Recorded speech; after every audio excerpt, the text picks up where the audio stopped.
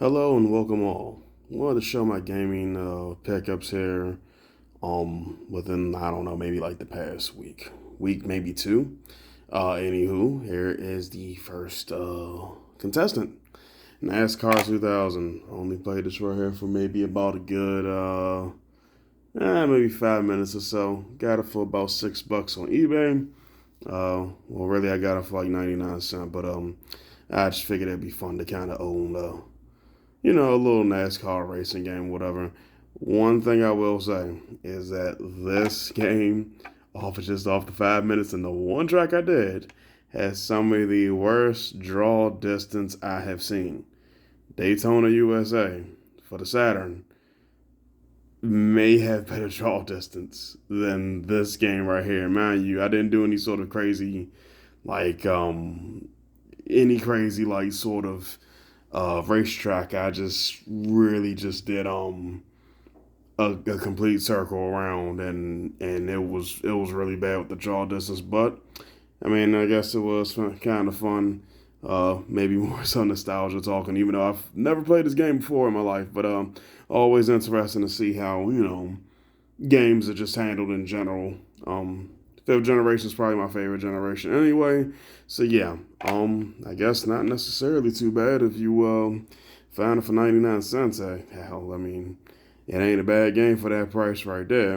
I'm pretty sure I'll be playing this a lot. Also, it has a slider in terms of how much of the race percentage that you want, and also the AI difficulty, which is actually pretty cool to me. So I guess that's the pros of it. Alrighty, on to the next one here. Star Wars Shadows of the Empire. Very much a classic to me. I definitely remember when my brother got a 64 way back in the day. We was kids, and for some reason, I guess he wanted this game as opposed to Mario. So I was very kind of upset as a kid because although this game is cool, it ain't no Super Mario 64. But nonetheless, it is not a bad game. I don't quite remember the price that I got this right here for. Oh, that's right. I bought this at a gaming store. So about $8. Okay, I spent $8 on it. That's definitely worth the price of this right here.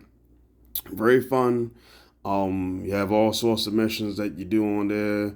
One of the funny things is fighting the little wampas, I think that they're little white, little furry things or whatever. You get to fly the Millennium Falcon, which you kind of had more missions with that. And I think I remember as a kid being disappointed because you couldn't fly with the X-wing. But either way, very fun game. Shooting's really cool. I like the stages too, and the fact that you fight Boba Fett on there. That was really a high point of the game to me. But definitely worth the $8 if you're looking for something to get into. Especially a 64 game. In fact, I think this was one of the very first games that came out for the system too. But it is a great pickup for any 64 collection. Alrighty, on to the one that I really was excited about. Mortal Kombat 4. I've never played Mortal Kombat 4 before. And this game, which is kind of funny though, is whoever had this slashed it all up. But just, it's a very interesting game. It's a fun game. But my God, is this game broken as hell, dude? I mean, the combos, how you're able to chain up the combos, and then how you're able to kind of, I don't know, it just seems like the combos are just kind of really wacky. This is also the first, I think, Mortal Kombat game where like everybody always blocks your foot sweep. I played it for maybe about an hour yesterday. I mean, it's fun. It's much better than what I kind of expected because I know a lot of people don't really. Four isn't the one that's really talked about like that. Now I will say the controls for the 64. Oh my goodness, the controls for the 64. I'm very glad to give you a customization option so you can change those controls because right now, just playing those with the default controls, very hard to do. Um, but this is definitely a great game. I think I got this a little bit below the price that it usually goes for. I think maybe I paid, I don't know, maybe $14, probably cheaper than that. But it is a fun game, and it's very interesting to look at the Mortal Kombat history. Uh, and I'm pretty sure a lot of people talk about this already, but the first thing that is very noticeable is the lack of characters. You don't have as many characters as, MK Trilogy or Ultimate and stuff like that, and I get it to a degree, but damn, I do wish there was more characters on here, and Goro is as cheap as ever. I lost all my credits on Goro, and that was me adding extra credits. Uh, but also one of the coolest game over screens. You constantly fall down a pit. But again, this right is the one I was really excited for, and also you see the lovely little slashes right here. Whoever had this last or whoever did this also made sure to do this right here. So, Z for Zoro. Anywho, they did this right here and slashed it on up. I think it does add to the specialness, little kid stuff, I guess, or whoever. So that's cool. Another thing I've added, which is Silent Hill 2 for the Xbox. Now I'm playing this on the PS2 right now, and I've gotten pretty far. But I do want to play it on this one right here. I know it has an extra scenario from what I've seen. I haven't played much of this right here, but looking at the difference between the PS2 and this version right here, I would definitely say this version looks more crisp. It seems to have some anti-aliasing or something. Just either way, the resolution seems to be increased as opposed to the PS2 version, which was still cool, or whatever. But anywho, I think I got this right for about $16. I think this right typically goes for 30. But as I've said in other videos, I believe at least, is that one of the reasons why I want to get these games on the Xbox is because they are way cheaper on the Xbox than they are on the PS2. This on the PS2 is about $100, anywhere from about 90ish to like 120 or something plus. This right here, I haven't really seen anything higher than about 30, $40. I know they don't have Silent Hill 3, which is kind of a bummer. I'm playing that on my PS3 right now with a little HD collection. But yeah, this is definitely great. Also have Castlevania Curse of Darkness coming in, which is another expensive game for the PS2.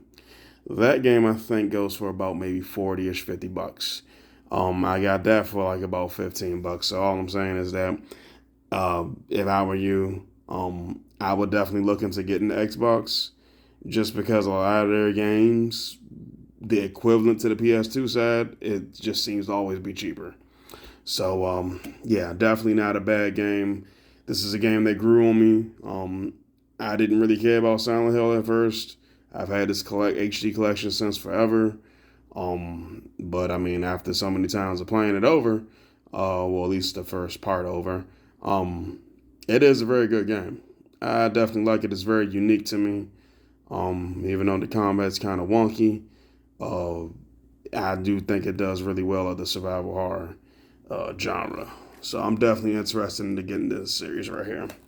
And then also I have the Duke. Got this for $8. The very unfortunate thing, everything else works good with this controller, except the down button. I can't get the down button to work for anything. And now part of me is determined to have a Duke controller. I've never really had one before. I've seen it when the Xbox first came out, and I really wanted this controller right here. I know it was huge and it was hard to use and all that stuff, but I definitely just want to have it more so for the historical purposes too. But to also play Halo with this controller, because it came out with this controller right here, whatever. But I guess it's doable now. I can't press the down button. But aside from that, every other button works fine.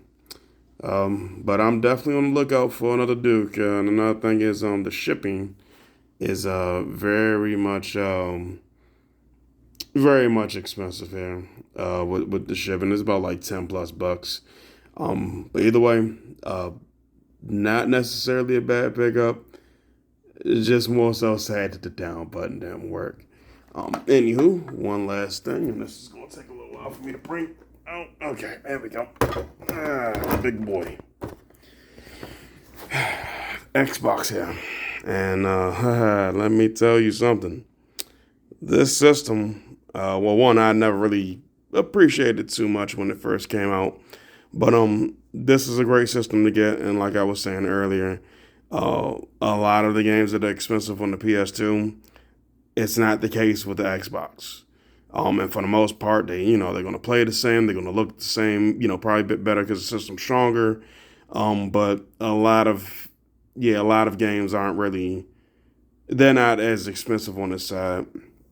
But definitely one of the frustrations, and I guess it's sort of a little rant for a second, but one of the frustrations with the Xbox, or at least for me, at least, is I spent so many, like, I would say I spent a couple hours or more on eBay.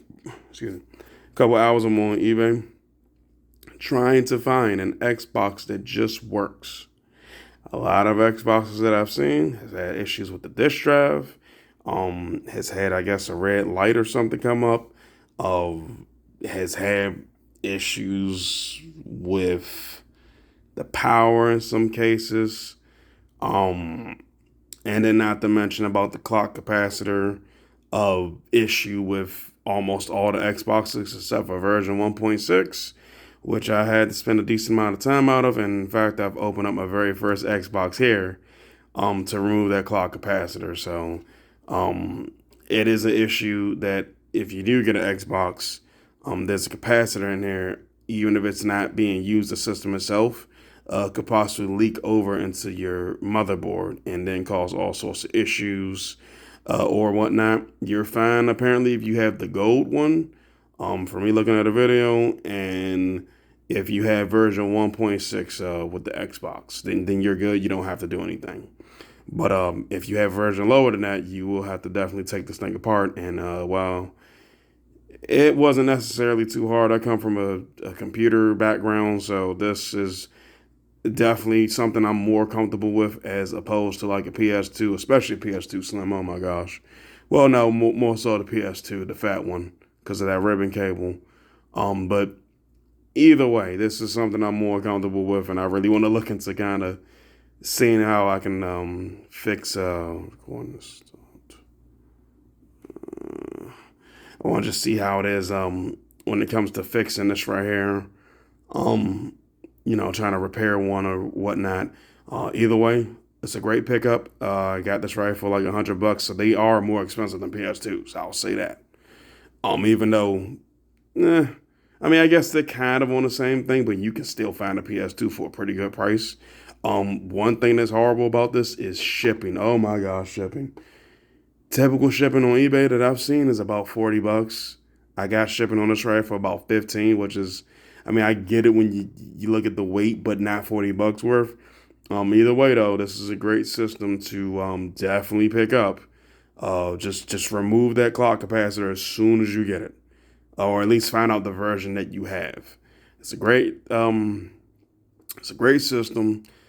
Came with two controllers. One of the controllers I think has an issue, and then also this Duke has an issue. But either way, these are my gaming pickups here. Oh yeah, that looks like everything I done got so far. But anywho, just wanted to share that right there. Have a nice one.